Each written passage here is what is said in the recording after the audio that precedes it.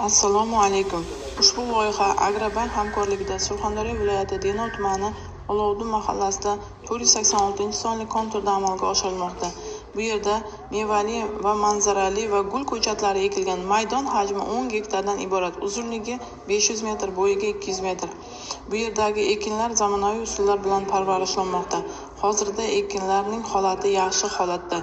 Ekinlarni yetishtirish 280-290 kun davom etadi. Yetishtirish jarayonida sug'oriladi, tabiiy va mineral o'g'itlar bilan oziqlantiriladi. Ushbu loyihaga 20 ta dehqon xo'jaliklari biriktirilgan. Har bir dehqon xo'jaligi uchun o'rtacha 50 sotixdan yer maydonlari to'g'ri keladi. Loyihani samarali amalga oshirish uchun Lizer tadbirkor Cho'ntosh Agro Eksport tomorqa xizmati mas'uliyati cheklangan jamiyati biriktirilgan. Ushbu loyiha bo'yicha har bir gektardan 25 tonnadan jami 500 tonna hosil olish rejalashtirilgan. Mazkur ekin yig'ishtirib olingandan so'ng ikkinchi ekinga ham yuqori daromadli ekin turini ekish orqali yer egalarining daromadlari yanada oshirib boriladi.